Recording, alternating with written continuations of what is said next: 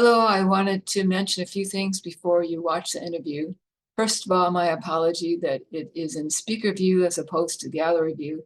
That was a technical error on my part. That won't happen again.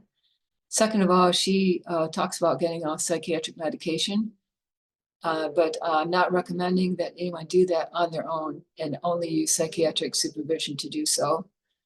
Thirdly, it is a long interview, but she has gone through a lot of different things to get the progress that she's made. And I thought each of those methods could be helpful to you. It includes artwork, DBT, which is a kind of therapy, yoga, journal writing, the carnivore food plan, and cold showers. Underneath the interview, I will link links to her website, bookshop, and YouTube channel. Enjoy the interview. Hello, my name is Suzanne Johnson. I'm a psychotherapist in Clinton Township, Michigan, but this interview is separate from my private practice as a social worker.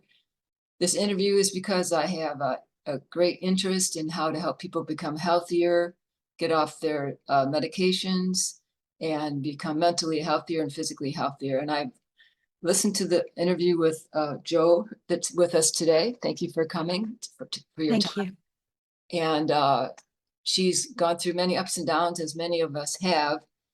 And what I really like is that she found some natural ways to improve her mental health significantly that don't cost money, and that I also promote using art and yoga and that kind of thing, and also with eating a healthy food plan. So, so with that, Joe, can you tell us about, you've had quite a journey to get your health restored. Tell us what you've been through. Sure. Basically, everything started when I went to college. Um, I was about 18 and I went across the country to a different climate and a different culture. And I was a really serious student and I was really focused on doing a good job in school. I think I got stressed. I think I was just kind of overwhelmed with all those life changes and my That's period a lot of stopped. change. Yeah, yeah, it is. Yes. Um, So my period just stopped out of the blue, and I didn't have one for a year. So I went to Wow. the doctor. That's a long year. I mean, a long Ye time. Yeah, yeah. I didn't really wanna address it, but after it had been a whole year, I figured something was wrong and I should go. Yeah, we always hope Um, things will get better without yeah, having to do anything, and right, sometimes it doesn't. right, right. So, they didn't know what was wrong, and they didn't really, uh, give me any idea of what might have caused that, but they just said, oftentimes, if people take birth control, it will restart their cycle, and then they can go off birth control, and the cycle will remain. Oh, So that's what they did. They prescribed birth control, and I took it for a year. It was during that year that I was on birth control, I became severely depressed for the first time in my life. I had never had any oh, mental health problems, and I'd oh. always been, uh, really successful at everything I was trying to do in my life, just basically So that even, studies. I bet, made it harder because you had never experienced those feelings, Right. that darkness.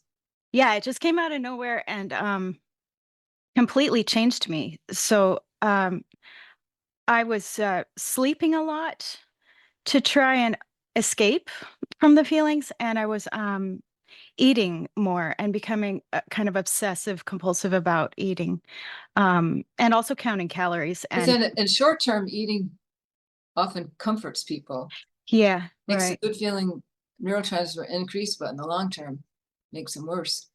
right, right. It definitely made me worse right away because I had shame feelings about it. That, well, that too, yes. They can be strong, especially for women. Yeah, yeah. Uh, so I knew things weren't right, but I believed it was my fault. I believed that it was also tied into a trauma that happened at music school, but I don't really think that that should have been a trauma. I was criticized by a professor who wasn't happy with my performance, um,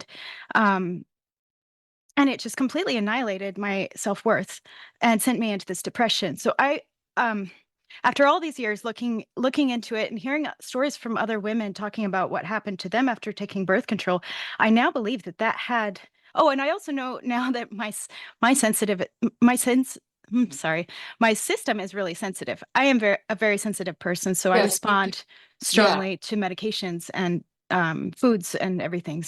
right, right. Um, so And I I think, understand that I think some people, doctors believe that it causes high copper levels, which oh, can make that could be. moods worse.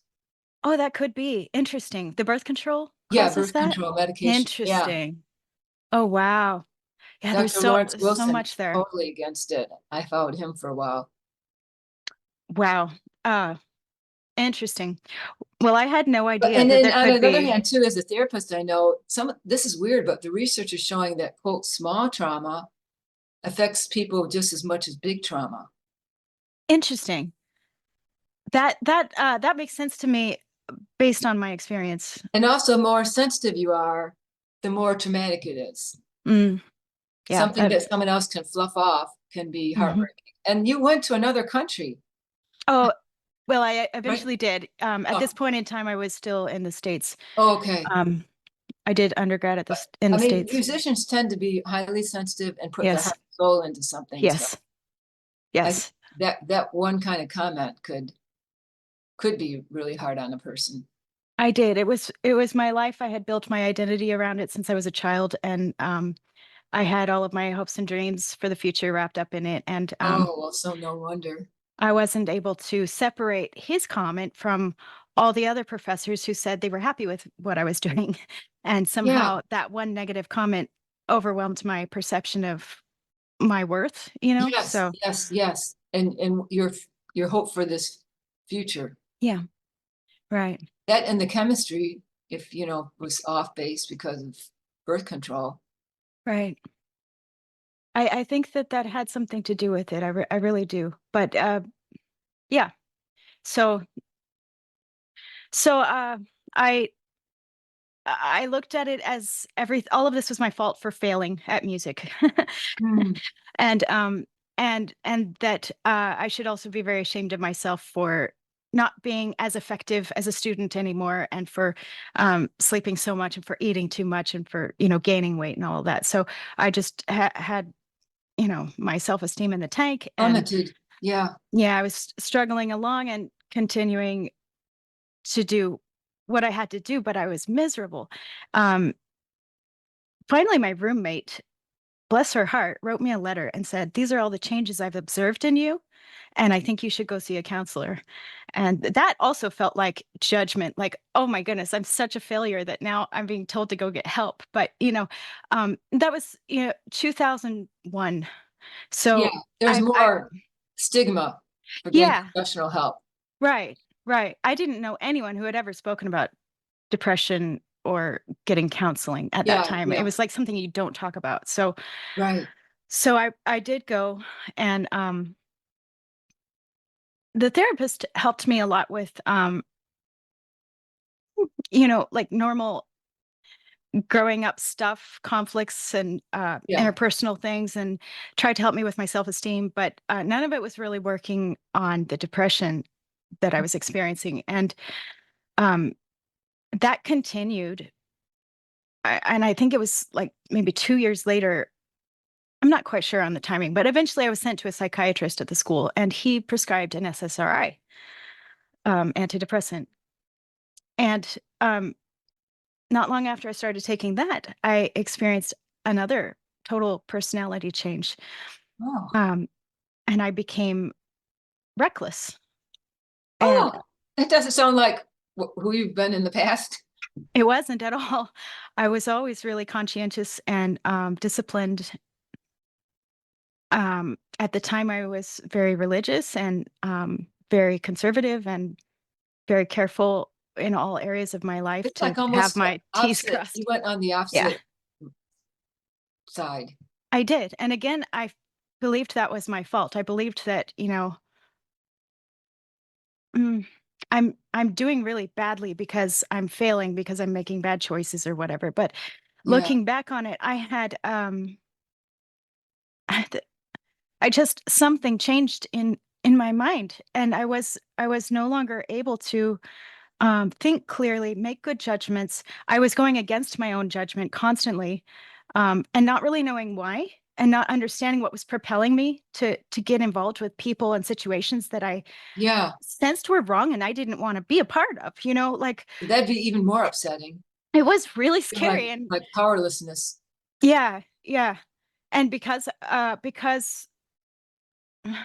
I think that also people could sense my vulnerability, and there were people that very clearly and specifically took advantage of me at that time.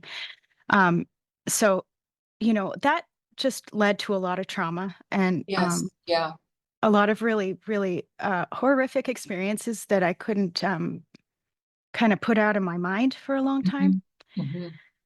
Hmm. But again, I felt like I couldn't talk to anyone. I was ashamed, and I was just trying to do my best to stay on track with my education and pay my bills. And um,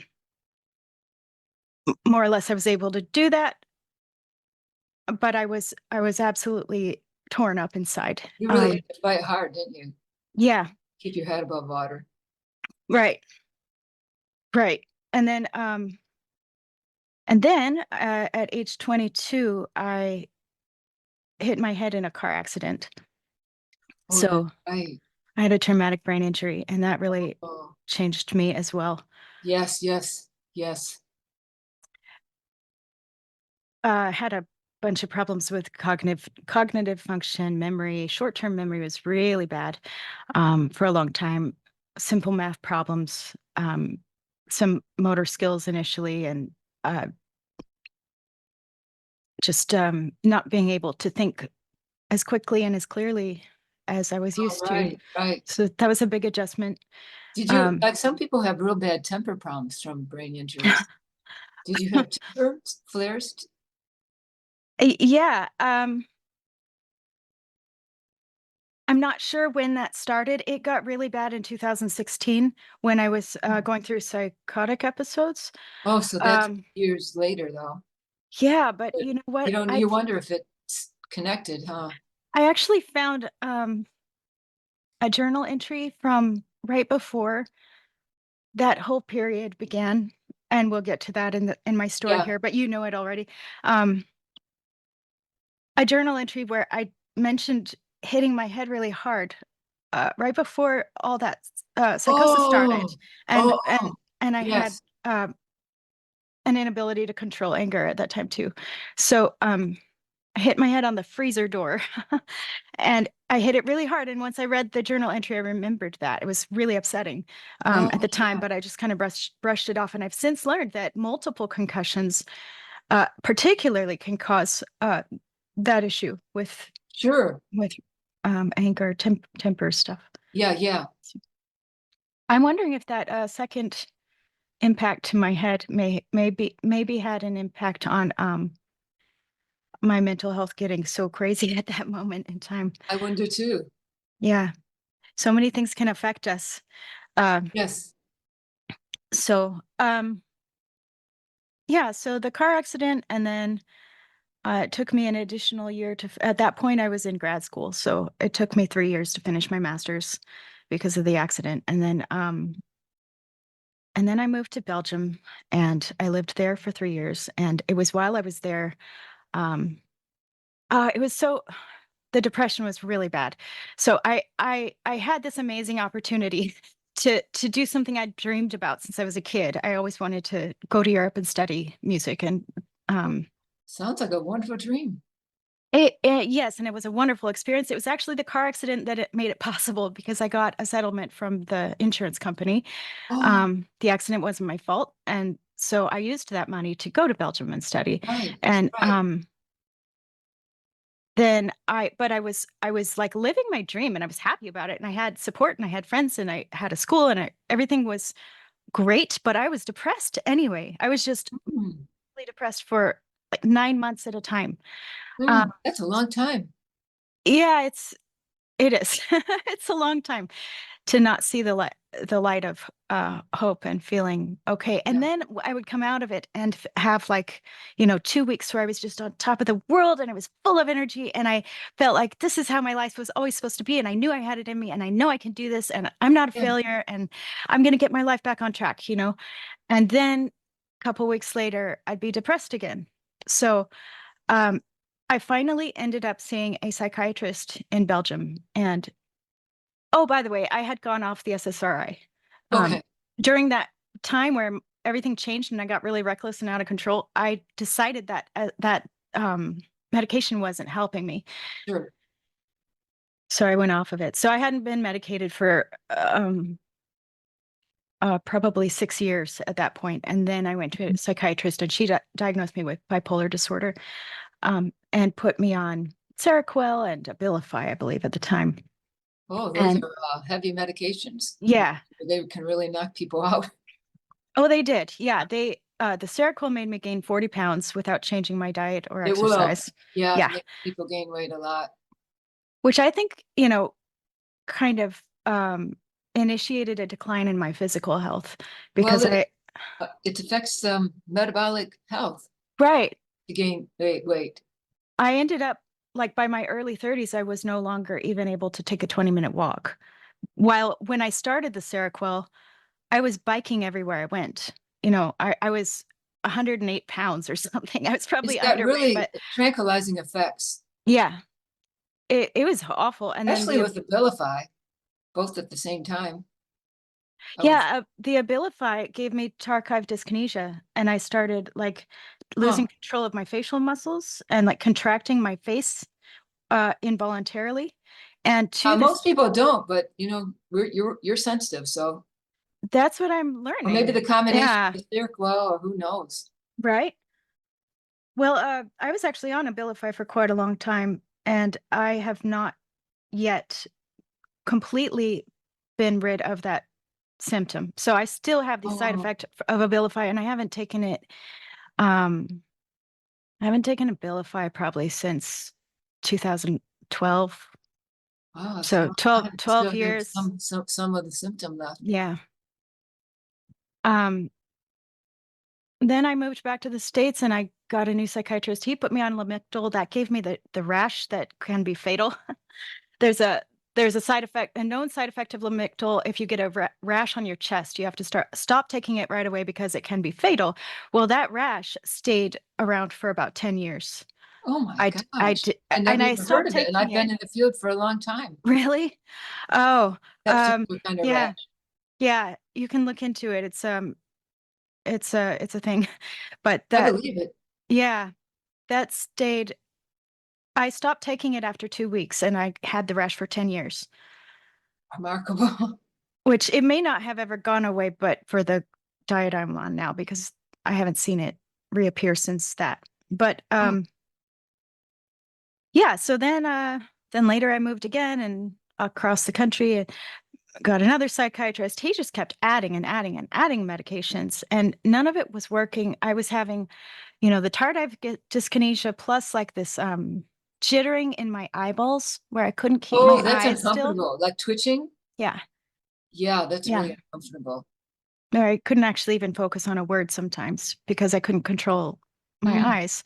Yeah, and I went and told him about it, and he said, "Never heard of that. I wouldn't worry about it. Here's another medication." Oh, You know? And it got to the point where I didn't know how to stand up for myself. I didn't know I could say no to a doctor, but it got to the point where I was just taking the prescriptions and not filling them because I didn't know what else to do. I would I go to know. him and You were say, in a bind. yeah, I would say I think I would like to reduce my medications because I feel like I'm on too much. And he would say, "Well, what are your side effects?" And I would tell him, and he'd say, "Here's two more prescriptions to help with those." He really So, wasn't hearing you. Many no, psychiatrists would have right. tried something different, but that one was just, some of them don't, are too, I think, too burnt out to Yeah, be willing to try things like that. something was wrong with his approach for sure.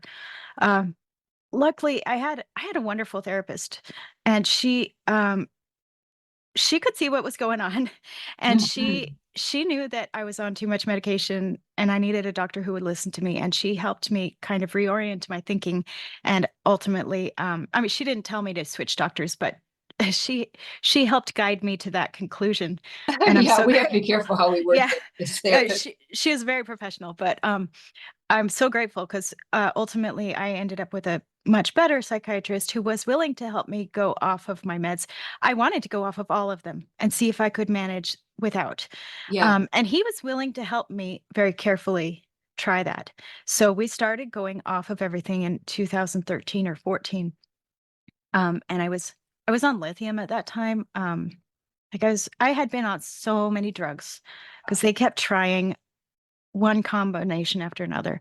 So I don't even know what all was still in my system that hadn't, cleared out before they put more right, right, right, into me.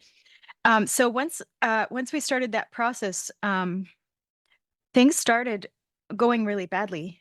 Um, I had also been experiencing really bad digestive problems, but I didn't really worry about it because I was so focused on my mental health problems at the Yeah, time. It was just like an inconvenience, and sure, sure. I didn't even think about it, and it got really bad. So, The digestion problems did. yeah, during that time, and then, um, and then out of the blue, I started getting these episodes where I was, incredibly weak, like, to the point where I couldn't walk unsupported, Oh and my gosh, I would have a that's racing sweet. heart. Yeah, uh, it was really, really scary, and my heart would race, um and I was short of breath, so I felt like I couldn't breathe, my heart was pounding out of my chest, and I was too weak to walk on my own.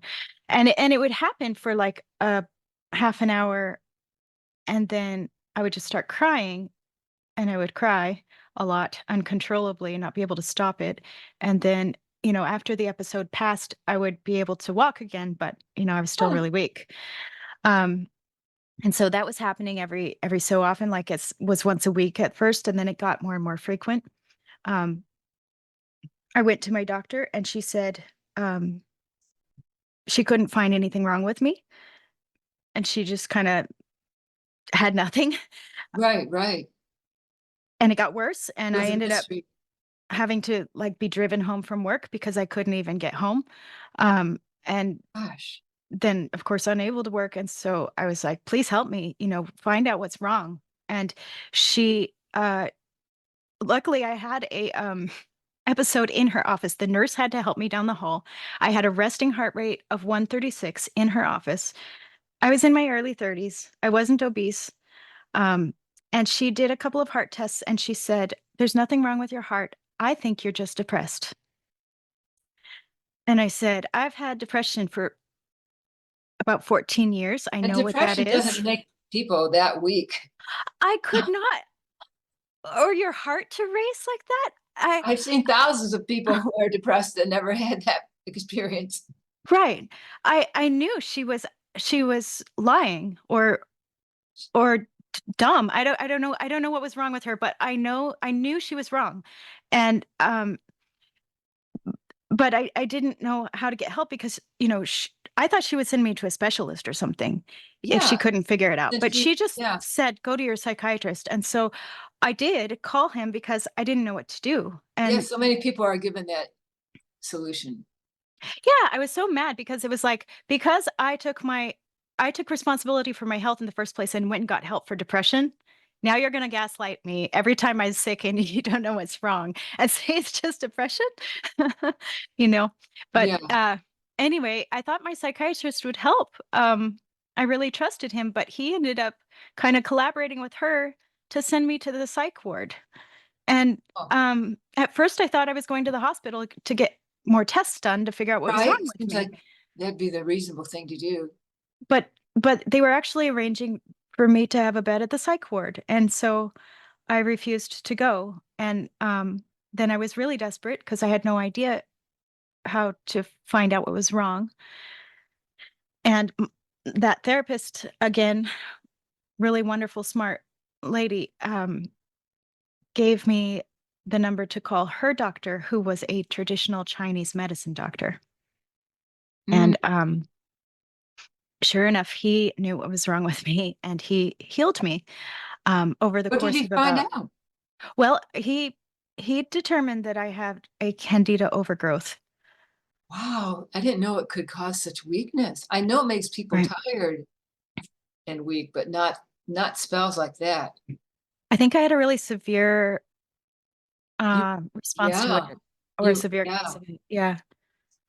And it makes sense. It made sense retrospectively because of the digestive problems I was also having. But at the time, I didn't connect any of that stuff. Um, and I wish Explain I what had, candidus is, maybe to people who may be not oh, familiar with it. yeah, sure thing. It's a yeast overgrowth. So everybody has um, various kinds of bacteria in our gut microbiome. And we also have yeast, such as candida. Everyone has candida albicans. Mhm. But when um, a lot of things can cause it to go out of balance. And when it goes out of balance, the yeast can take over or, They like sugar. yeah, they They like grow sugar. from sugar and Right. carbs. They love. I've heard that most females have candidus, but I don't know if that's true.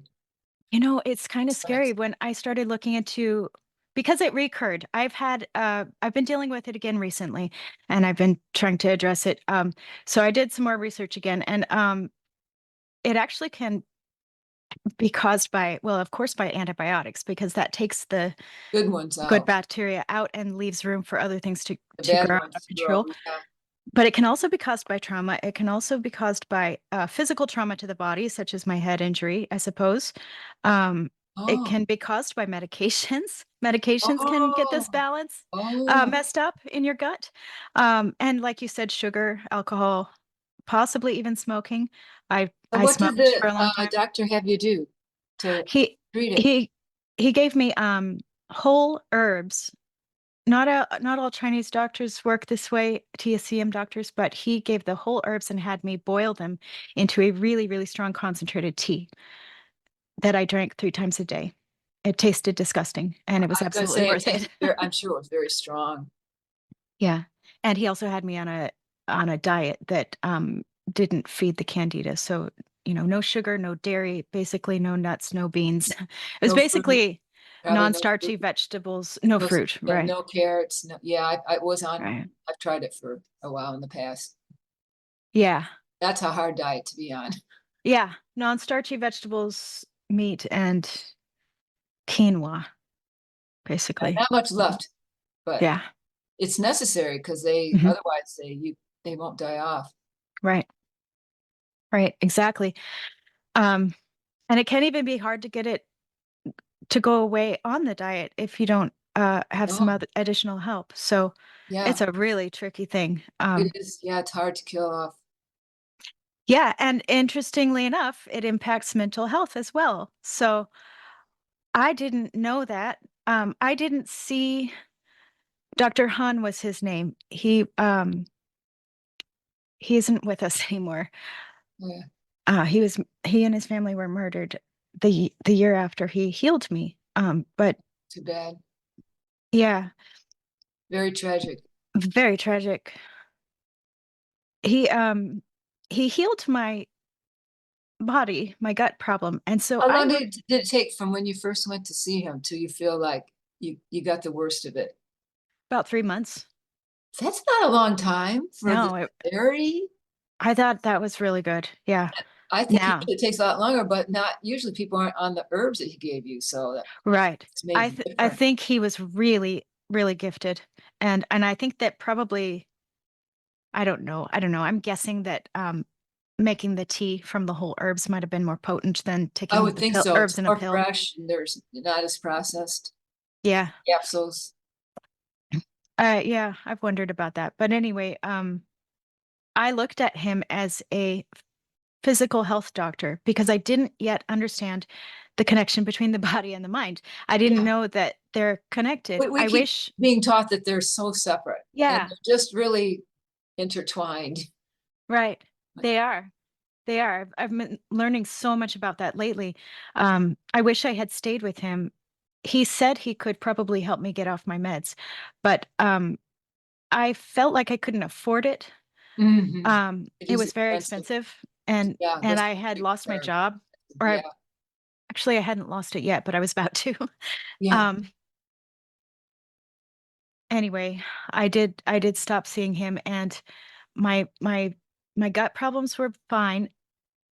I wasn't having those episodes anymore, and I felt like I was healed from that. Um, that's remarkable. yes, but I very soon after that, I started having mental health episodes um, Oh, that kept me out of work and basically ended my work life, and actually ended up being a bigger crisis than the last one had. oh, Um, so, like I said, I wish I had stayed with him because maybe he could have helped me you never avoid that. know. Yeah. I don't know. I don't know how this happened. I Well, you really couldn't don't. But afford to, so yeah, yeah, I feel like there's a way. But anyway, hindsight is perfect. yeah, yeah. So I was still trying to stay very minimal with the medications, um, psychiatric medications, and work my way off of them. But during that process, I started having these again kind of episodic um, symptom expressions, and it was a situation of being triggered into overstimulation, and the overstimulation would very very quickly become so severe that the the word my psychiatrist ended up calling it was psychosis. So Oh, um about as severe as you can get. it wasn't a panic attack. I have had those before. um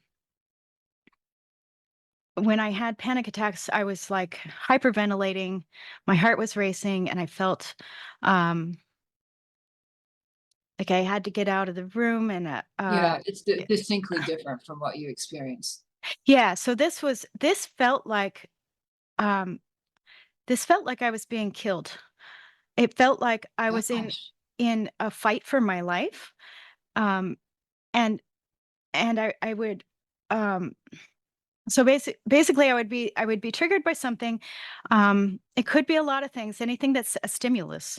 um but the most frequent one that I encountered was sound. So let's say, they started mowing the lawn across the street. um This the misophonia?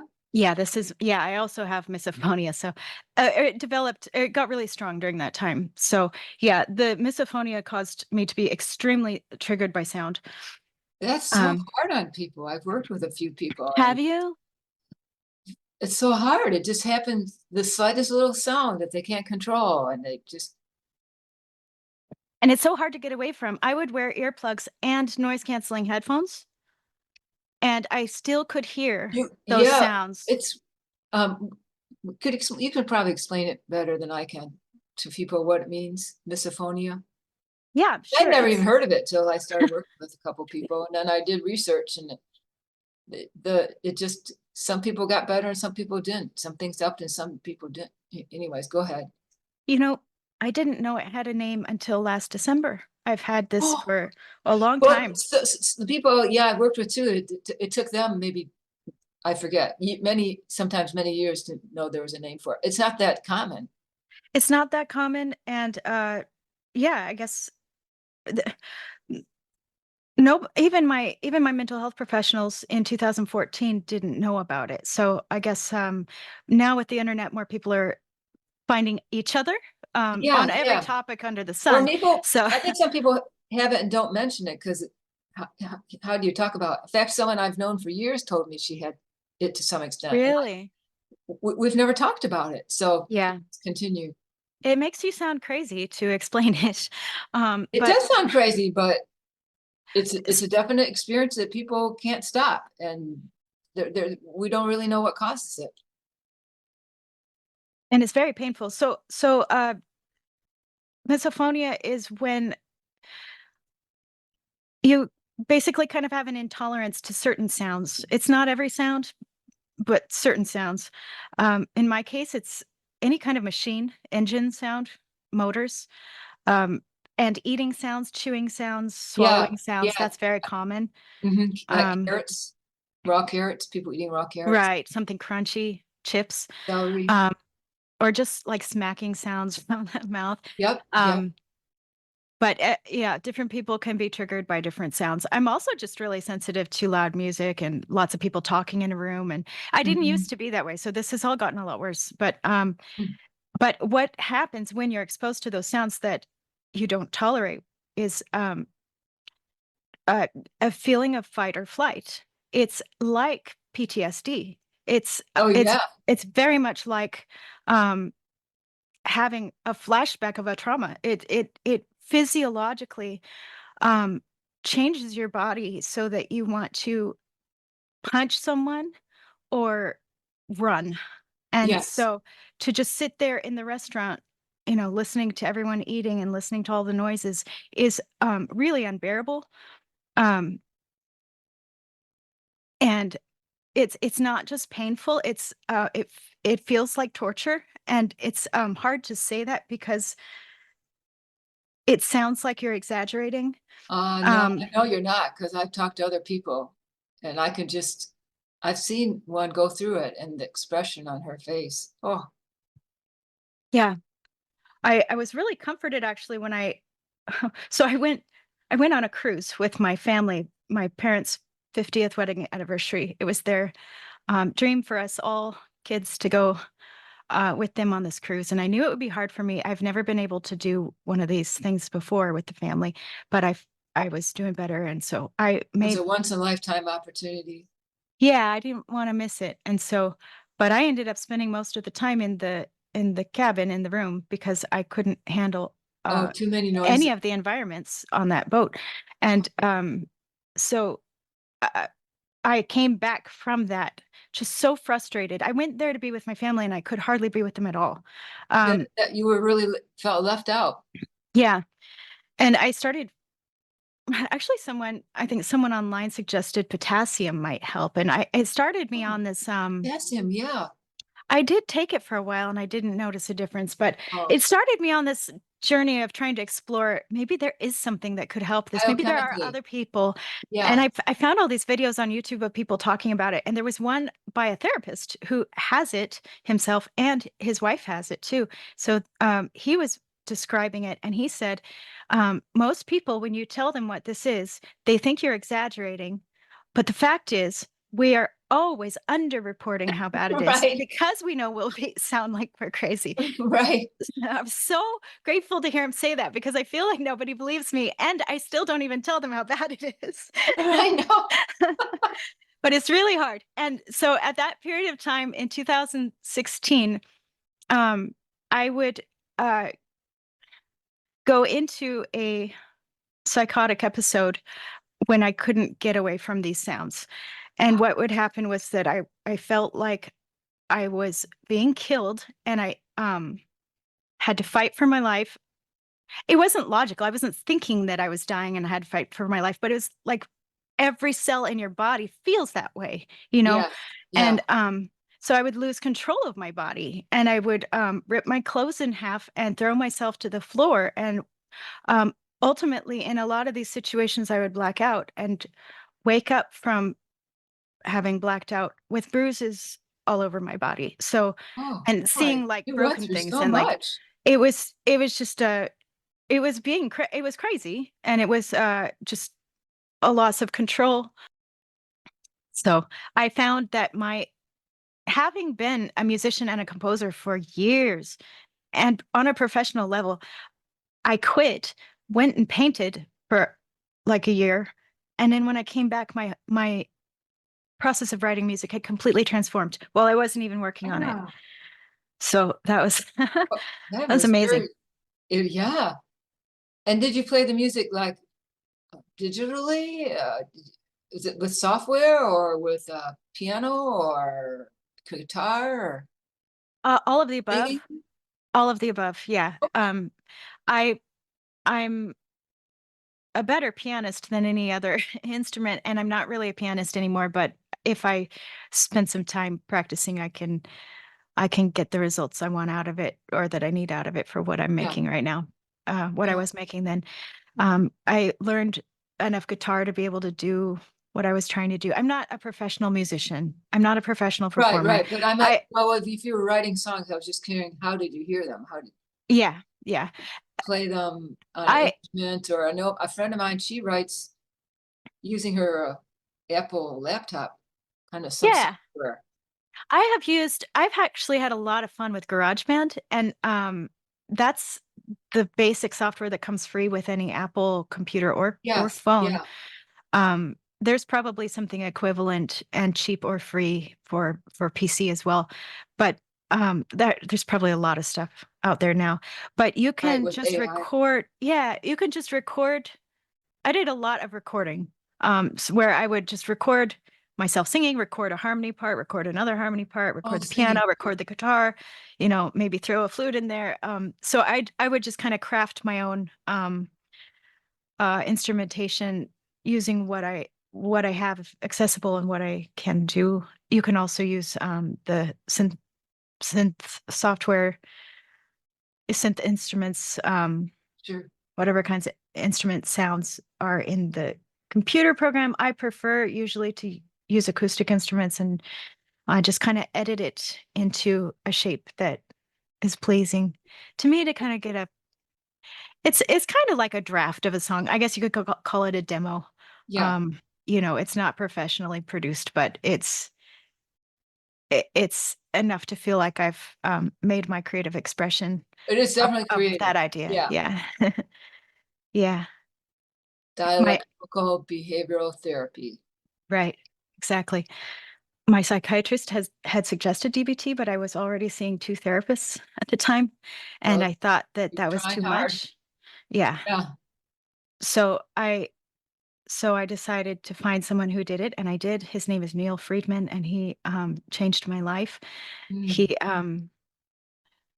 did individual therapy as well as group DBT therapy, and teaching these real. If anyone listening to this is in a mental health crisis, severe mental illness, this is the fastest, most effective form of therapy I've personally ever It's practical, experienced. it's down to earth, it really works. It Yeah. does.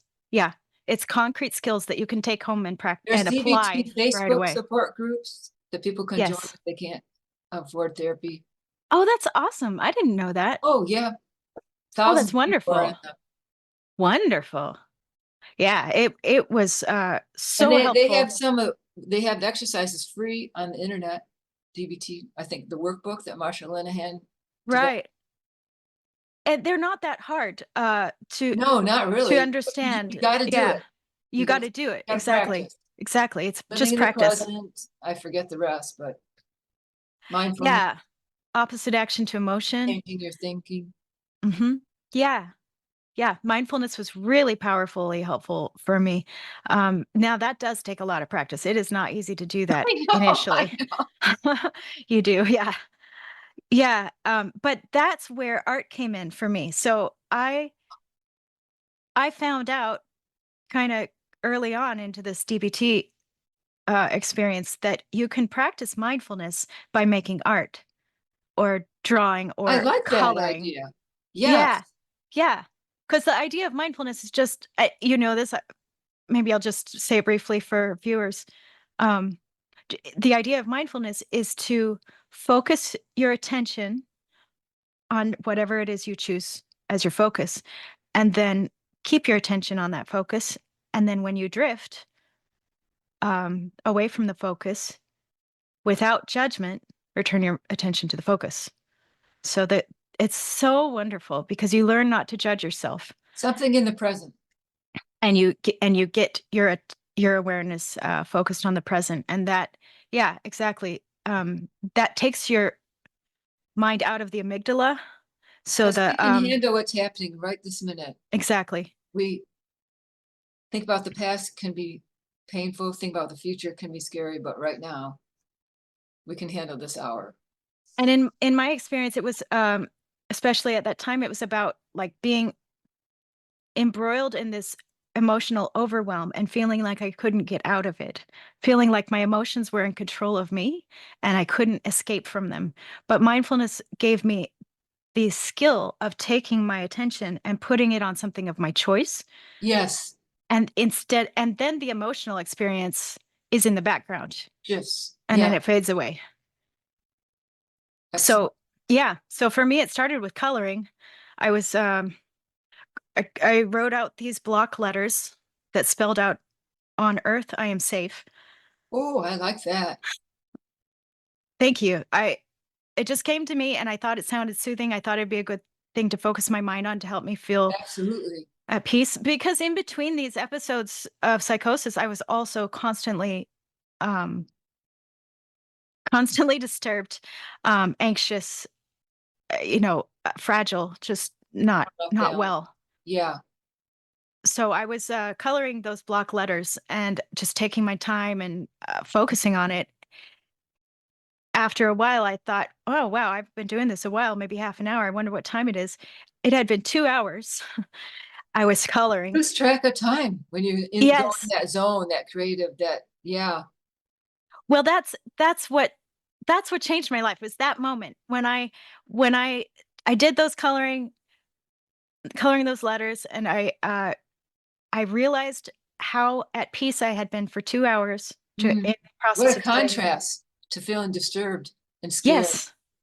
Yes, it was such a relief. Like, I had been living under that stress for a year and a half constantly, without relief, and here was 2 hours where I was, completely comfortable just okay, you know? It's a So, little miracle. yeah, it really was. And I at that moment, I had this, like, insight, download? I don't know, I had these words came Awareness. into my head, Oh, oh, yeah. and I What did you hear? well, it was called Art Lessons, and it was 7, statements about creativity. Oh, oh, interesting. Yeah, and I wrote it all down, and then I immediately started just making art every day, all day, um, because You I were just kind of guided of yeah, what to do next, yes. what materials to use. Well, okay, well, it was more, guidance about how to not judge and how to stay Mm, focused on the process. mm. The first art lesson was you only need to see the next step. Oh, I love that. And Yeah. then the second lesson was you will see it at the right time. And so, and this is what I ended up writing my book about. The book is called On Earth I Am Safe, and it teaches this way that I wound up creating art and getting out of judgment and using the process of creativity to heal trauma and feel okay in the moment and deal with all this mental health stuff that, had been So the book is tormenting me and titled get On Earth I am safe. I Am Safe. Oh, great, great title. Well, thank you. I'm so grateful for that insight, because it was those lessons that came to me that I started putting into practice as I used this tool of mindfulness via art Yes. to cope with my mental Journal. state and Oh, internal yeah. state, and to learn how to be okay,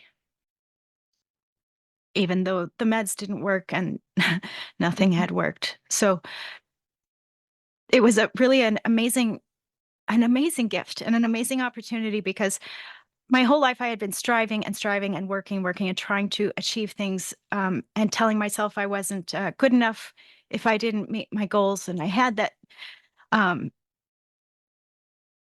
kind of pivotal traumatic experience in music Yeah, that school of being professor told said, I wasn't good yeah, enough. And yeah, you, yeah, and that really put a huge wet blanket on my creative spirit. I know. Um, so here I wasn't doing music. I was exploring art, which felt very playful and free. And I learned through mindfulness, through not judging myself, how to release that trauma and all that baggage of the expectations I had on myself and the shame and all those things that were playing a role um, in my mental That's illness. great. Yeah, That's yeah, powerful. it was.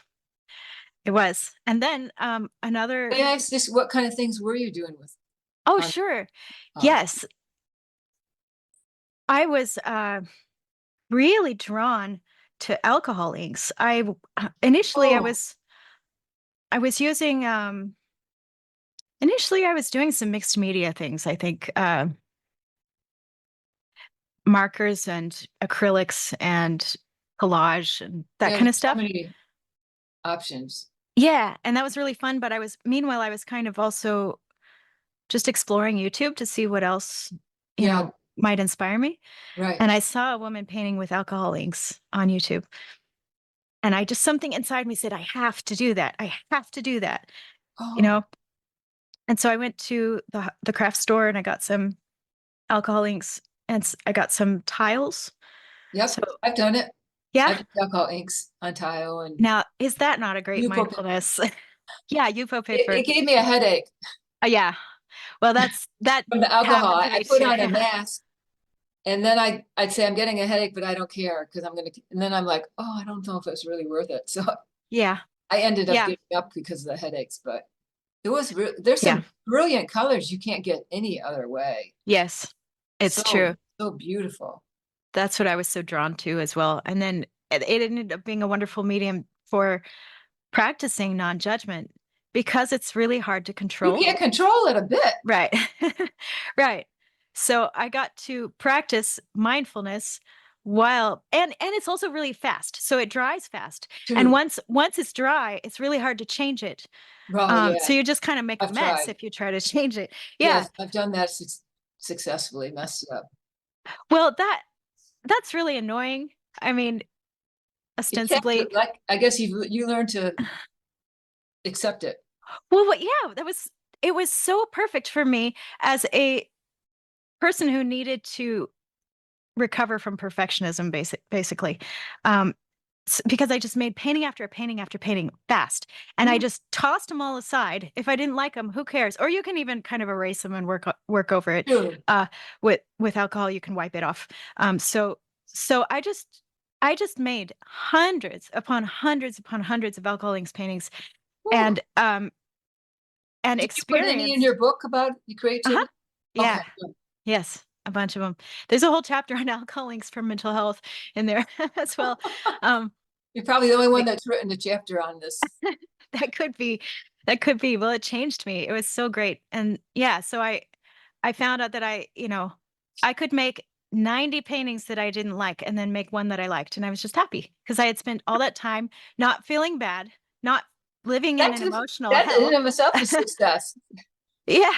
Yeah. And then this was what was crazy.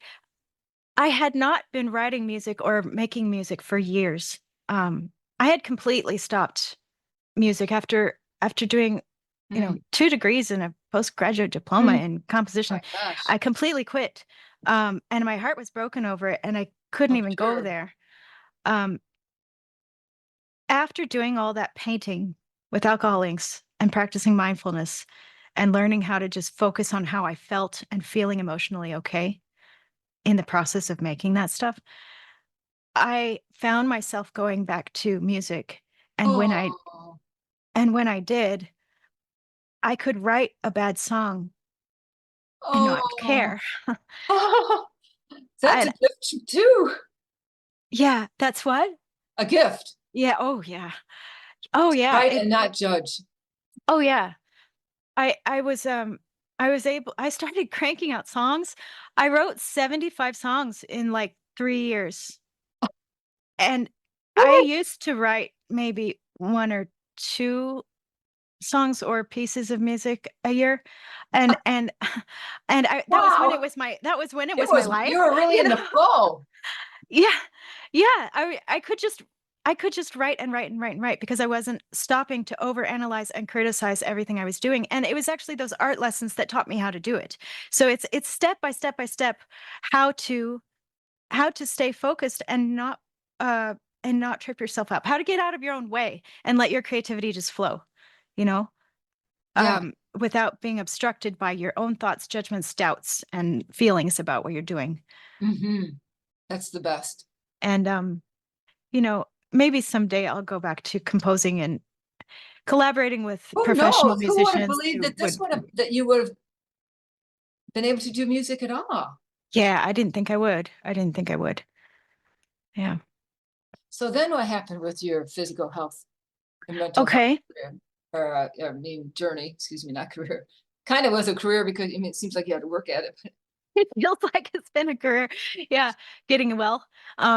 So I was doing a lot of painting for those reasons that we just talked about, and I had a lot of back pain as a result of, I guess, bending over the table. Sometimes I would Yeah, stand. we I concentrate and well, I've struggled with back pain since I was 14. So at that point, it was 22 years of chronic pain that I had had, and it would get worse depending on what activities I was doing. At the height of it, I had, on a scale of 1 to 10, like daily 7 to 8. ooh, And that's then high. if I did the dishes or the laundry, it would be higher. Oh, So I was really that's too crippled by much. it. Yeah, it's I too didn't much to keep going. It is. I wound up just laying on a heating pad most of the time because ibuprofen didn't even do anything. Mm, Like, nothing I ever tried to take would help the pain at all. So, um, that was, prior to all of this other health stuff that we just talked about. My back pain had gotten that bad. So the art was really difficult to continue because of it was hard to do it for more than a couple hours a day, which I wanted to do it all day because it took those other symptoms away. I know, but if it's causing the back pain to get worse. Yeah, it was just hard.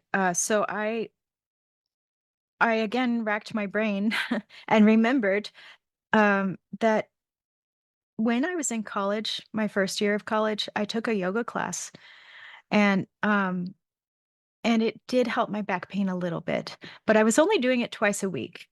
And so I had always kept in the back of my mind that I probably should try yoga like more than twice a week and Yeah, see yeah. if that would really help. But for some reason, even though I was in such severe pain, I never could make myself do it. And so with this hope of, you know, suppressing this mental illness symptoms through art, I finally had enough motivation to do it. Now I started with the most piddly possible yoga session you can imagine. I couldn't do a downward dog. I Oh, couldn't touch my toes or you were anything too close much to that. pain. Well, I also had never been flexible. I had never touched my toes Oh, in my life. oh, I see. And so I did a version of that where you just put your hands on the back of a chair and bend to like a 90-degree angle. And that was really hard. That was really hard and really painful. But I did that for 45 seconds. And then I laid down on the ground in like a butterfly position, or half Mhm. goddess or whatever that is. I laid down on the ground on a bolster, so to kind of open my back. Yeah. And I did that for the remainder of 5 minutes. So I spent 5 minutes a day, and that's all I did Oh, that's a of good way to yoga. start. Yeah. Yeah. That was such a great way to start because it was so doable and it wasn't Yes, overwhelming. simple. So I did that for a week. And after a week, my body was excited about it and wanted more, and my mind You was could no tell longer a difference resistant to it. already just after Yeah, a week, and you didn't really yeah. work. There was not a long session either. No, it was hardly anything, but it made a difference, and I wanted to do more. So, like that whatever the mental block is to starting an exercise or starting a thing that you think will be Sure. healthy for you. Resistance. Yeah, it doing that really, really, really tiny, tiny, easy version of it, um, was enough to kind of melt that resistance and let my body know that we want this. This is good. And Oh, and then I had a desire for it. So then I started doing about 10 minutes a day and trying to do more of a typical, uh some some of the regular, I guess, vinyasa hatha yoga movements, just a short 10-minute session. And then I noticed on the days when I started the day with that, when I got up and did 10 minutes, my mental health was even better. So I was calm. Wow, 10 I was minutes yeah, of I was simple calmer. yoga. Yeah.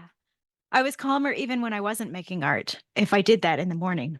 Oh, Yeah, so that was really exciting, and then I got just fascinated to find out, you know, what would happen if I did more yoga. And so, I worked my way up to an hour, and then I was doing an hour a day, at least 6 days a week in the oh, morning. excellent. And, by the way, yeah, that changed my life. Sorry, I'm kinda not sure where to go, but I'm excited to tell people about this.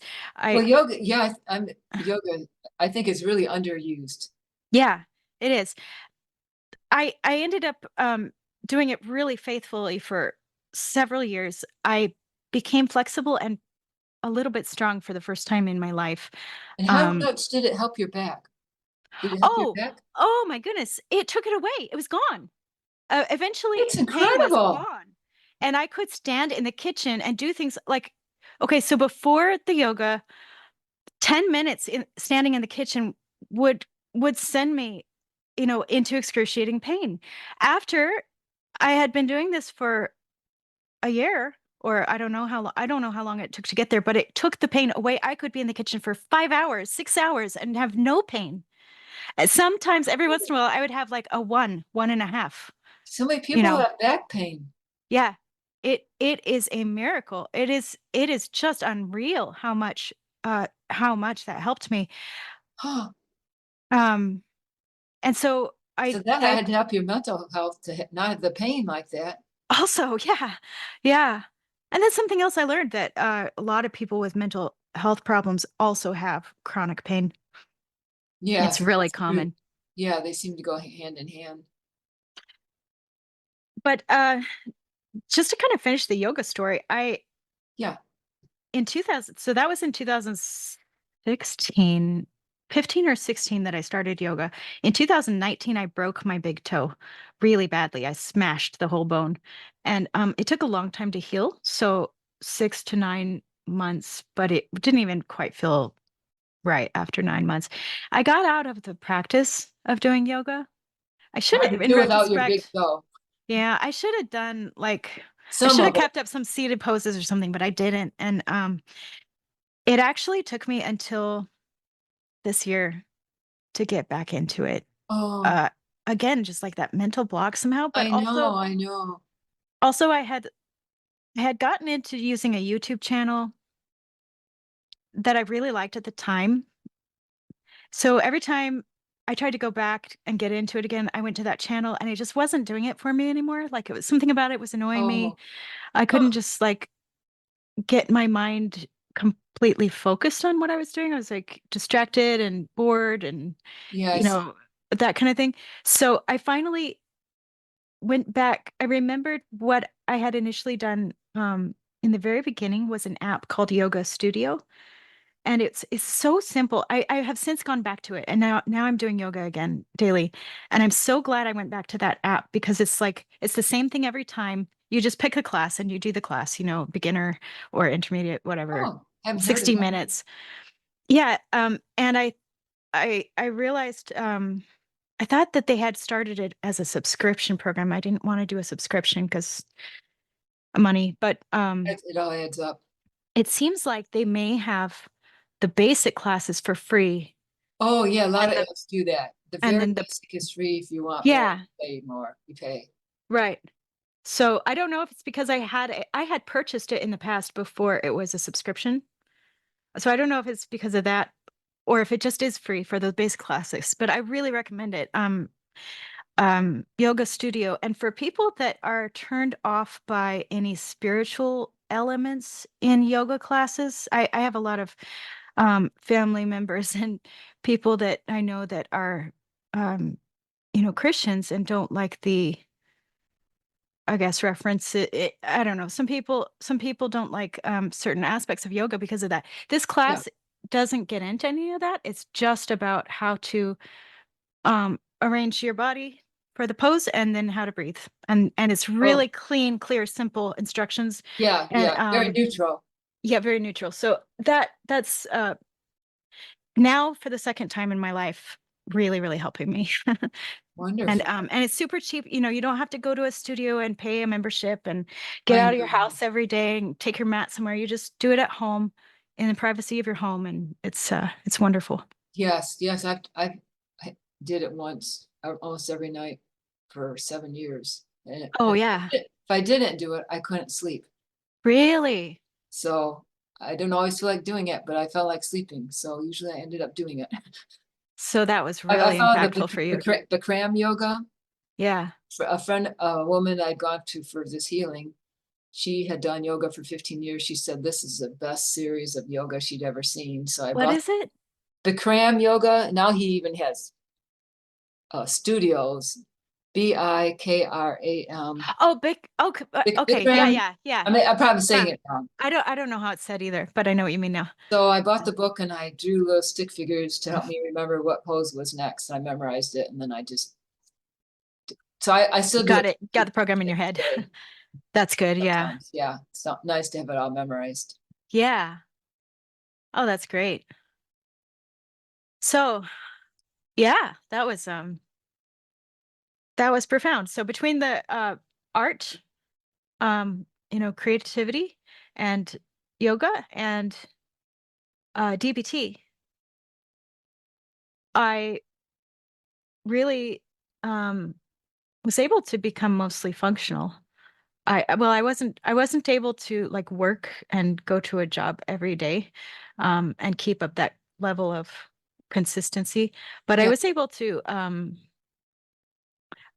to have friends and go places and, you know, uh, do more than one errand in a row and um, go to a coffee shop and um, go to some events, uh, just kind of have a life again. Yeah, much better than before. Yeah. Yeah. So I would say that um, I don't really know what the psychiatric meds were doing for me at that point because they did not stabilize me. And we got on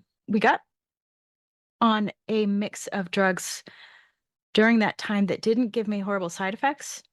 Oh, good. They actually did at first, but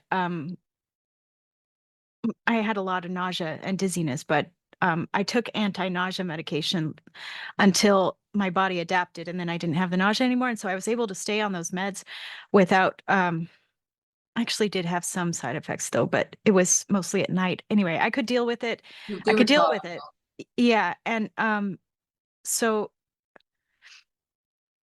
so I was on like these 4 or 5 different drugs, but I credit the other lifestyle changes with the recovery that I had in my mental Because health, that's when not it not the shifted. drugs. Because you were on the drugs Yeah. before, Right. but then when you did the art and then you did the yoga, then you could see the shift. Right. Exactly. Yep. So that's how I went along for a few more years. And um unfortunately, like during that time, I kind of gradually slipped out of this pretty clean diet that I had sort of maintained after the Chinese herbal treatment. Oh, so Um, all during this time you were on a, not a, you weren't eating the standard American diet. You were eating a healthier diet, yeah, I would say somewhere a little bit in between. Like about halfway between. I would buy tortillas and make like my own Mexican food and stuff like that with processed tortillas, but I I didn't use that many processed ingredients and I did cook everything I ate. So I emphasized vegetables and I So had it sounds meat or like eggs mostly every real day. food as opposed Mostly to real food. processed. Yeah. Yeah. Yeah, but then you started sliding out of that. Yeah, I started Easy to sliding out of do. that because I made friends and started dating and like Right. people And everyone people else go was out to eating this eat way. and yeah, yeah. And I really hate tap water. And so like when I was out, I would end up drinking Dr. Pepper and then, and then eventually alcohol and um so yeah, I It just was a kind of slippery slope. yeah, exactly. It is. So I think so I think I was kind of gradually eroding my gut health again. And by 2021, 20 definitely by 2022, it was really bad again. And I know that I had candida. Um, I may still have it a little bit. I'm working on that right now Did with not another take long. Chinese doctor, actually. Okay, okay. I'm back to doing that because I have become really strict with diet, and it has helped me tremendously, and we'll talk about that, but it has not corrected my gut problems yet. So, Interesting. um, yeah. So yeah, all of that. I was on the meds, and but still doing really well, even though I was starting to eat not as well. And then 2020 happened. Of course, that changed everybody's lives in many ways. Um, and of course, it changed mine quite a lot. And in the end, I moved in 2021 to be nearer to my parents, as they're not young, and I kind of had a reality check with that fact in 2020. They both got sick at the same time, and simultaneously, a close friend of mine who is in their age group got cancer and passed away. And Oh, so I moved to be closer to them, and then I got married to my husband, who had moved here with me, and um, so just a lot of life changes, and I became very depressed. But okay, right before I moved, the year before I moved, I was gradually going off my meds. I decided it was really hard to make the decision. I was scared. I was scared to make that change. But uh, yeah, I'll leaving the details out. I had a bunch of reasons, and I decided to try it. Um, and I did. I got off of all of them over the all course of of a them? year. I did, and I got off of them. It just so happened that I finished tapering off of them right as we moved. And so I got off the meds, moved to a different part of the country, a different climate, um, a climate that's really difficult for me, actually. I'm in Texas and I hate the heat. And Yeah, heat can be hard on some of us. yeah, and then You feel more tired from the heat? I feel tired, I feel irritable. I just feel less tolerant of everything. Yeah. Um I notice when that's it's hot outside, even when I'm in air conditioning, I am more tired. Yeah, that's I don't true. know how That's it true. reaches inside here.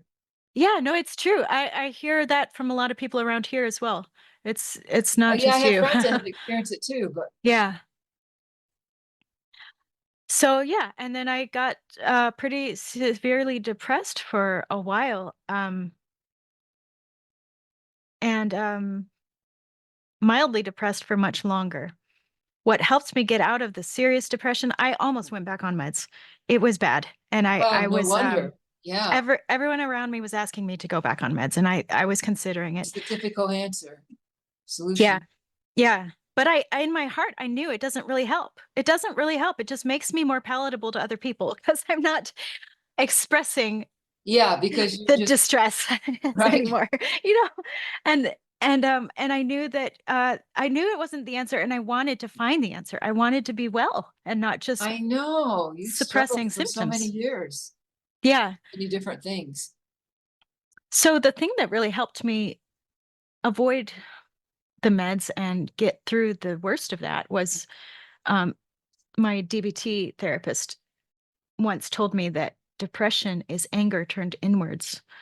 Yeah, I've heard that too, which makes a lot of sense. I had never heard that um, in while I was struggling with depression. I learned that during a time when I didn't have any depression. So I decided to test it out and apply it. And I did a bunch of journaling, and I just decided to write down everything I could possibly think of that I could be angry about. Oh, And yeah, yeah. I did a whole bunch of angry journaling, and sure enough, that really, really helped. And the depression Oh, got a lot better after that. So, that's great. Yeah, I've heard of that too. I forget the title, name of the tech. some different names of it, but Yeah. Yeah, I would recommend trying that. That was really helpful. And then after that I was still kind of mildly depressed. I was also struggling with um so my husband and I both smoked. I had quit many, many times, several times for like a year and a half at a time, but I always craved it. I never stopped craving it. And I knew it was bad for my health, and it made me feel shame, and I didn't, I couldn't afford it. All kinds of reasons. I finally we both we both quit together, managed it in October of 2022, but I was still having cravings 8 months later. mm, And that's and crazy. I don't think usually that people have good, well, maybe they do because, well, maybe they go back to it, but that's why we go back to it, I think, because we never stopped wanting it. And I thought that would be forever. I thought that would be for life. And I was so just kind of horrified that, yeah, yeah, you you don't want to you keep make that fighting one a mistake and then craving. yeah. And also, okay, this is really interesting to me. I wonder if you've heard of this. I saw a doctor on YouTube. I don't know who it was anymore, but she was talking about addiction as a ladder. And so if you get off of heroin, for example, you might find yourself drinking more. Oh When you yeah, quit drinking, then you switching. start smoking Right, right. Oh yeah, more, it's common. People and stop drinking and caffeine. then they eat more. Yeah, exactly, exactly. So for me, smoking was my real kryptonite, but I also drank. And so when I was struggling with cigarette cravings, I found myself wanting to drink more. And that's not good. And I'm having these gut problems again, and I knew that that was not helping Yeah. to drink wine. And so I knew I needed to quit drinking.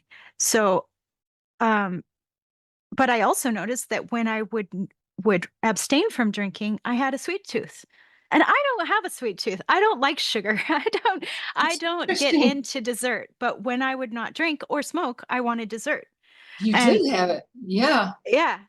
So so I was like, I if I'm gonna give up the addictions I really love, I don't wanna trade them for a subpar addiction that would also make me not subpar, but just like it wasn't what I wanted, you know? It would it I didn't wanna eat sugar. So anyway, I just wanted off the ladder entirely.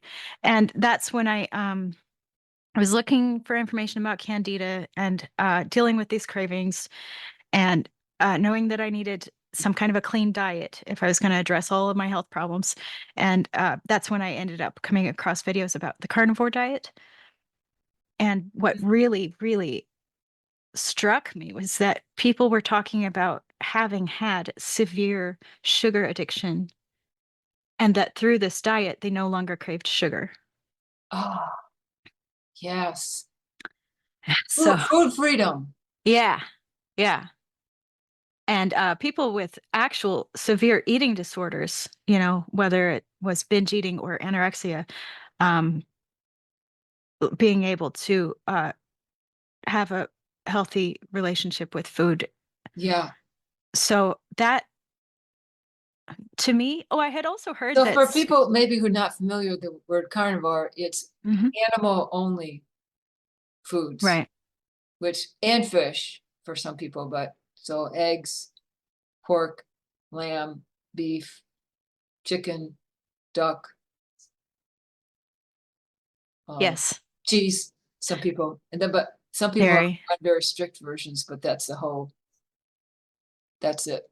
No Right. plants, no carbs, but animal. Anyways, go ahead. Exactly. So you heard about Um, this. yeah. So I also had heard at some point that smoking spikes your insulin just like eating a candy bar does.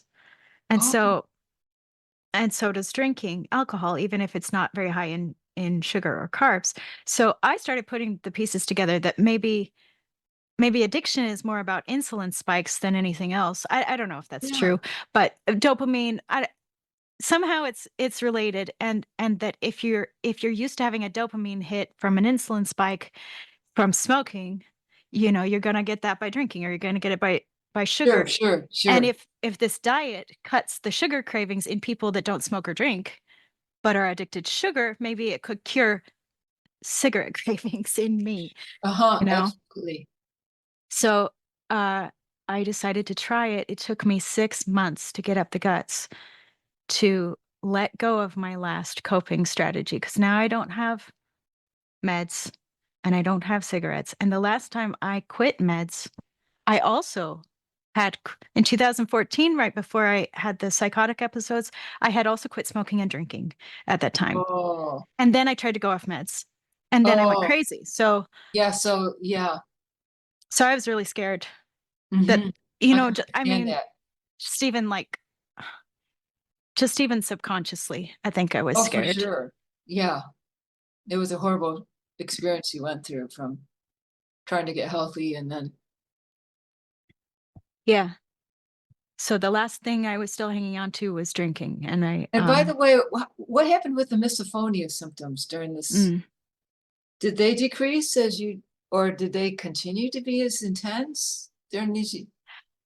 um, yeah, I still have a little bit of, hope that maybe if I really get completely detoxed or, But at the point when you were started carnivore, they were still pretty bad? yeah, and they still Okay, are. So it and they still still is. are. Yeah, Oh, it hasn't gotten better. The thing oh, that has gotten better is my ability to tolerate distress. oh, So I see. so at that point in the past, I had 0 ability to tolerate distress. Now Yes, I can handle it better, but it still has a cost. So if I'm gonna go to a restaurant, like, that's gonna take a toll on me, you're and gonna it's hear sounds that really trigger you yeah, but it'll also, like, or cause that pain in. well, like, for example, remember I told you that I went to a wedding, I went out of state recently, and I knew there would be some environments that would be noisier there, uh, and, um and I basically built in a week of recovery after that because I knew that I wouldn't be up for much after so Yeah, I can do some things, but I can't, just bounce back from that. So right, you gotta and use in strategy. fact, I got Okay, it's sick, a very but ser very yeah, serious condition. So, okay, yeah. thanks for updating me on that part. Sure, yeah. I'm still hopeful that maybe there'll be an answer someday. I am too. But yeah. So, uh, so yeah, 6 months of researching carnivore diet and listening to all these inspiring and encouraging stories, from people succeeding with their health on it. Then I finally met somebody local in person who was doing it and who was all excited about it, and that helped me, get up the guts to take the plunge to do it, and I immediately, well, no, it still took me another week. Anyway, Still, it's a big change. I finally did it. The thing is, there's I'm still learning more and more about it. So I've been doing the carnivore diet for, 15 months now, Mhm. but the first, 6 or 7 months of it, I was, really emphasizing dairy and leaning on milk as a replacement for wine, which I've since learned milk has some kinda opioid sort of effect. Like, people can Oh, actually get addicted to milk, I love and milk products, I but I do can't too. even tolerate them for many years, but that's Yeah. validating. Yeah. If I could, I would be eating them. Yeah. Oh, me too. It's always been my favorite food They're group. they're comforting. Yeah, exactly, exactly. So I don't think that was a bad thing, to use as a transition, but basically Mm, I comforted myself with dairy while eating nothing but meat and dairy and yeah. quitting the wine, and then, but I didn't really feel a lot better because dairy has carbohydrates, Yes. especially milk has a lot of carbohydrates, and so I'm learning the difference between carnivore diet and ketosis or ketogenic diet. If you're on a carnivore diet, you're not necessarily on a ketogenic diet if you're not Right. careful with dairy. Yes. And so I eventually quit dairy. That was this February. And that's when I really went into ketosis. And that's when I started noticing changes. So 7 months Um, ago. yeah. hmm Yeah. And so this has been really interesting. Uh, Absolutely, I got calmer and more less anxious and Oh, just a much more stable level and emotional state. Triggers don't knock me off balance very much at all. Like I might get a little annoyed, but I won't get super irritable. it's like And it calmed your nervous system down. yeah, it does. And then I had wedding anniversary and ate a few bites of cake of my husband's piece of cake. Um, and I felt sick for a month. Oh my gosh. So What yeah, kind of sick? well, horrible digestive problems. Jeez. And a lot less mental clarity, mental focus, more difficulty communicating, more difficulty understanding people talking to me. Wow. Um, couldn't focus as long, couldn't work as much. Um, like so a lot of mental symptoms and a lot of gut symptoms for a month. And Cognitive symptoms yeah, cognitive as well as mood. Yeah. for And a so whole month. yeah, for really like You are 4 bites of sensitive. cake. Yeah. Yeah. And then so this was so interesting because I was not expecting that. I thought I might No, no. I, I've heard about people. Someone lady said she had potatoes to celebrate her birthday, and then she felt terrible for 3 days. But that's yeah, not a month, that's what I thought it would be. I thought I was kind of expecting to feel bad for a few days after a few bites of cake, but right? it was not. Yeah. So then here we are. That was in July. And here we are, September. I still have digestive problems. I have had them this whole time. I've had them for years now, every day, and I'm sick of it. And I'm trying to get help from this traditional Chinese medicine, and I think it's going to work, but it's going to take more time. How I'm how not long have sure. you been able to see this one? This has been about a month and a half. Okay, not very long. But it's a different application. It's Yeah, not the they all T. have their So own yeah. So thing. we'll see. And I'm still hopeful, but in the meantime, uh my my husband had suggested maybe try eating half a banana, or I think he said a banana, and see if that might help. And I Oh, I I was guess kind of like curious. what could I have hurt after all this? I know, yeah. So I thought I'll try it, but I'm not gonna eat a whole banana. I'm gonna eat a half a banana. Right. And I did. I ate a half a banana, which apparently has like between 23 and 30 grams of carbohydrates. So to be in ketosis, typically people have to stay under 20 grams for the whole day. True. Yeah. And I do. But so with banana, I went a little bit out of ketosis, I suppose. I didn't test it or anything, but more than likely, that was enough carbohydrates to take me out of ketosis. So the next day, my digestion was a little bit better, but my mood was not good. And I could, I, because of how, I think because of how consistent I am with what I eat and what I do and how I like maintain my, equilibrium day to day, I could really tell what that half a banana did to me. Yes, And yes, you're in tune. And besides, it was a market change.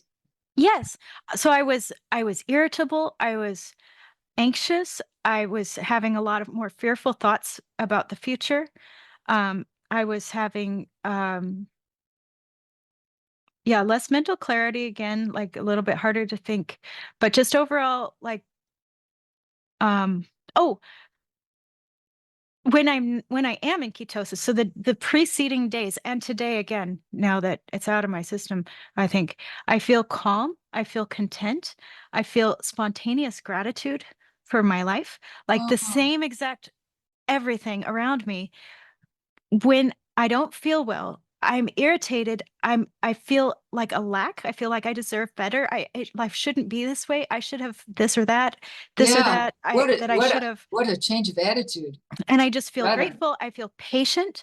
Like things can be going wrong, and I'm just able to just be level and sail right through it.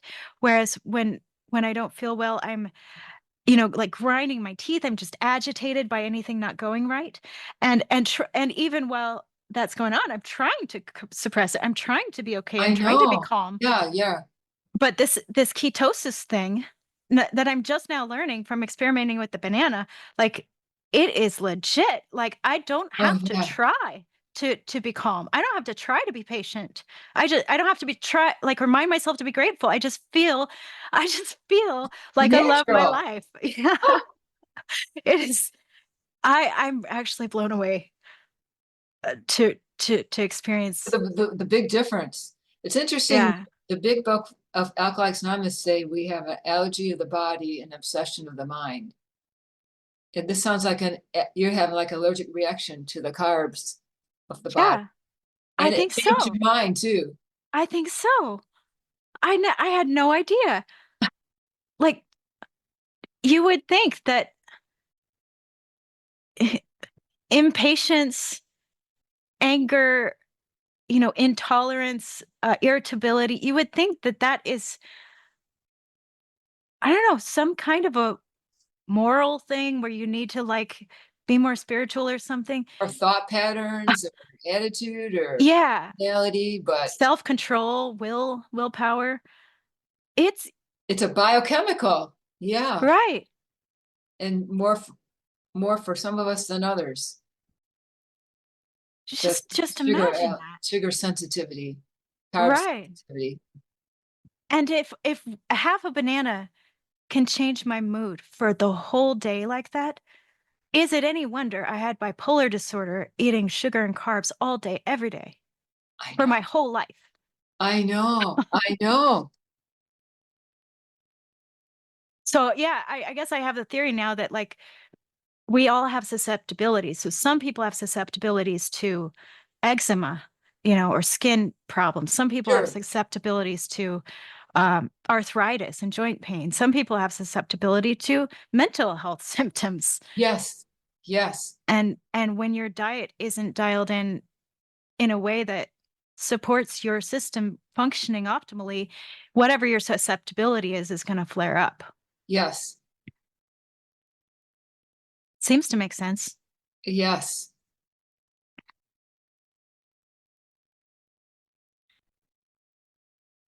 Well, thank you So, very much for sharing this whole, you know, the most important parts of your health journey. Now, I know at one point, then when you're being creative, you also wrote a book for children. yes, Want I to did. talk about that for a minute and show it to us? Sure, thank you. Um, this is called Fuel for Your Fancy Machine, and it's a carnivore book for kids. So it's a nonfiction book that kind of explains the basic Did you do the ideas. illustration? I did. I Wow. So I would love to actually learn the skill of actual illustration, but this I did through a combination of AI and Canva. So Hey, I yeah, remarkable. yeah, it was uh so going back to the creativity thing and non-judgment, um practicing creativity that way has given me like the ability to decide where I want to prioritize my time and effort. I would really love to hand draw all the illustrations for a book like this, but I also wanted to get it out quickly and I had other things I wanted to do. So because I'm not a perfectionist anymore, I was Yeah, able you're more practical. to think of a way to yeah, to get it done hopefully in an appealing way for kids and uh yeah, so that I can do more things with my time as well. So You have, that's what I so ended up you've got doing. the book and you have the book about creativity that you've written too Yes, and it's on Amazon. it What's is. the, It's no, not on. oh, This that's one right. is. It's on your book. It's on Yeah, your website. Sorry. this is on Amazon. You My can buy memory. it as a paperback, but yeah, I have a website. I have a bookstore online. It's a digital bookstore for now. I have the book available as a PDF ebook. It's a full length, 297 page, full color book about creativity for mental health, all the stuff that I learned through Oh, that journey good. that I shared today, and a whole bunch of examples of um, application of those principles and those art lessons I learned Oh, um, wonderful. from family and friends of mine and their creativity, my artwork, and then I also have a set of 7 music tracks that goes along with the book as well to Oh, illustrate wow. the You got it creativity in musical all. form. Yeah, Pictures, yeah, instruction, and music. right. I'll make sure to put a link below the video to your Nice. Thank you. store and Thank to you. your book. Do you have any more books planned? Um, not planned, but I have Okay. a strong openness to making more. I have a lot of creative interests, and right now I'm kind of pouring a lot of my time into this YouTube channel I started this Oh, year. that's right. Well, I'll put that down there So too. Yeah, thank mention you. the name of it. It's called Creative Flow with Joe, and doing few different things on there. I'm still kind of finding my footing, but I've been putting out a series of shorts, like short 1-minute videos Yeah, more with creative they ideas. pass them on to more people. YouTube does the shorts, Yeah, right. longs. Exactly. Yeah. So experimenting with that, and basically my goal is to share what helped me get through uh, the darkest days of my life and what opened up my creative world so that I can really express myself, be myself, understand uh, myself, and create things of beauty for other people to enjoy. So Oh, wonderful. So you want to be help other people not have to suffer like you've suffered. yes, right, Well, that's really exactly. wonderful. Is there anything else that you think would be important for people to know? Mhm. Yes, I want to share one more thing that helped me. Cold showers. It doesn't. Oh, yep, they're It free does. too. They're free. Yeah, it doesn't sound very fun, but it's not that bad. If you again start slow, like the 5 minutes of yoga a day, start cold showers with 5 seconds at the end of your shower or whatever. Or just put You, your head under cold water, even just your face. or Yeah. put your hands around some ice cubes. Yes. Apparently, yeah. I actually recently heard about that. Putting your hands in ice water can Hmm. help too. Yeah. Try whatever sounds approachable to you, but experience cold water and see, yeah, see what that can do. It really helped me with That can really anxiety, and it help really with helps me be depression, calm. Really? help Okay. people out of depression. I believe it. It makes me pretty much instantly calm. And Oh, so for you, it was the anxiety that helped. yeah, I almost wonder what the right word is. Anxiety is a part of it, but it's also like irritation and just Oh, like this intolerance tenseness. to, it's like an intolerance to discomfort that Yeah, just, yeah, it makes me really tense and uncomfortable. And um, yeah, it's kind of a combination of those things with anxiety this just like, so before I went oh, and into you said it helped you ketosis, sleep at night, it right? did. It helped me sleep. That's really Um, valuable for mental health and physical, emotional health. and also, this is something Physical. I'm just now starting to learn about because, I'm not completely healed. I'm not completely well, and most people are after 15 or even 7 months on carnivore diet. Most people feel really good, and I'm feeling much better. I'm in But Facebook group up for carnivore autoimmune. oh yeah, okay. So there's a range. There's some people who feel re worse at first, Interesting. for up to a Okay. year when they're older, but they said they think it's part of the toxins, the For up to a detox. year, and then if they continue on further, Then they start it to gets feel better? better. Wow, okay. I went to a meetup group in Grand Rapids for carnivore in person, Okay. and there was Uh-huh. a chiropractor there, and he said, when I told him I had autoimmune, he said, give it 8 months, and you'll probably be Wow. better then. So You I have said, an oh, autoimmune issue. yeah. Okay.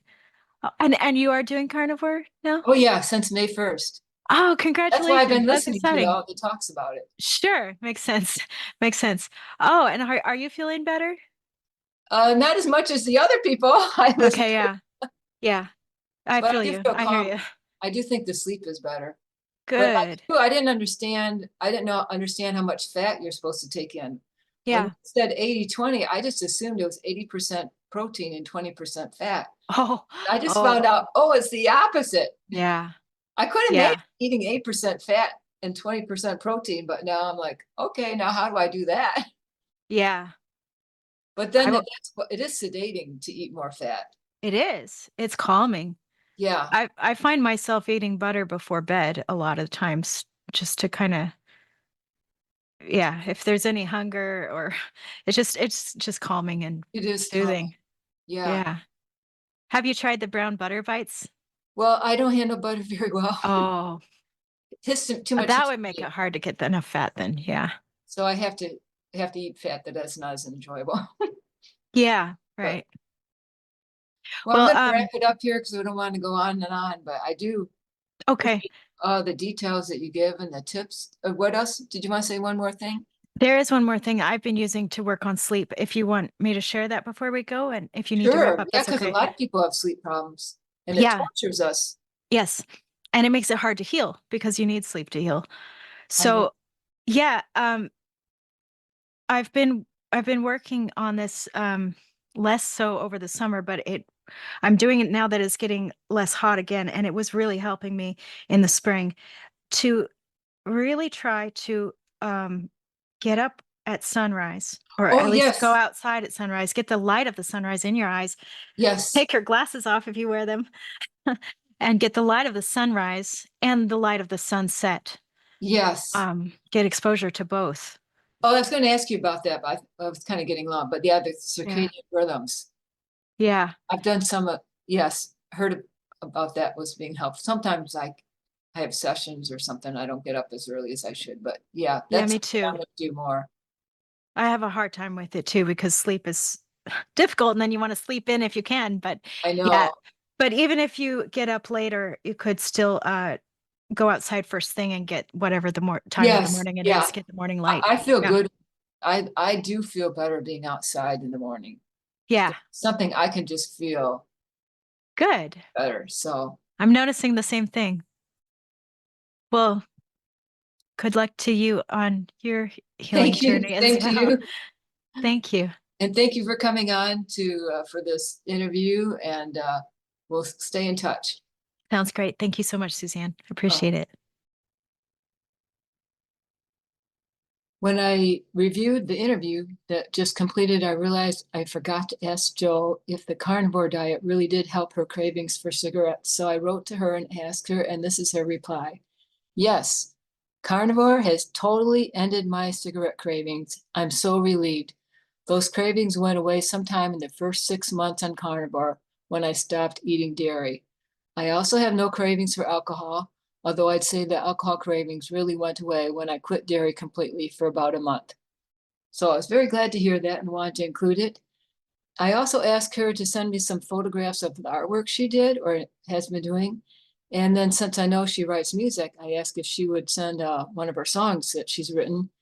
And she sent a song called Stay Strong that she and her friend bandmate EJ Lynn Jacobs did with her. They performed it together, sang it together. So that would be accompanying the photos of the artwork you see next. Enjoy.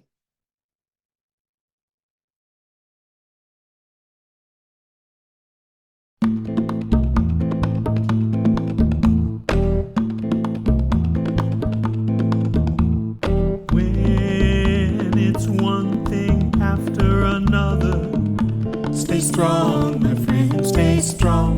When the problem has a twin brother, stay strong, my friend, stay strong.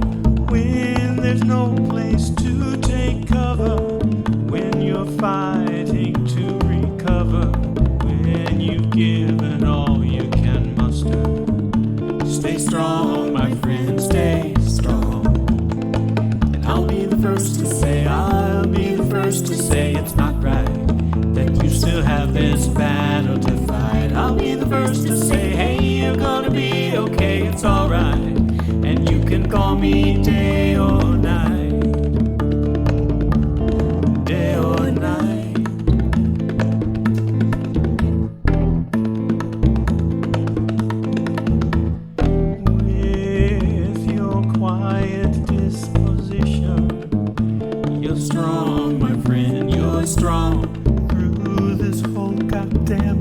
situation. You're strong, my friend, you're strong. It may seem a contradiction, living with this grave condition. You deserve some recognition. You're strong, my friend, you're strong. And I'll be the first to say, I'll be the first to say it's not right that you still have this battle to fight. I'll be the first to say, hey, you're gonna be okay, it's alright. And you can call me day or night.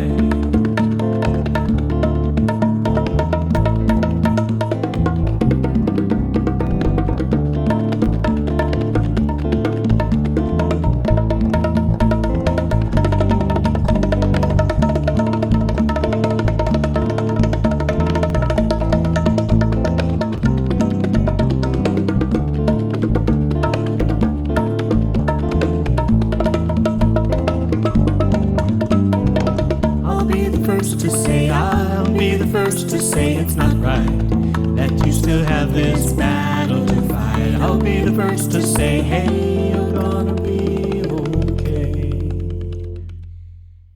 It's alright, and you can call me day or night.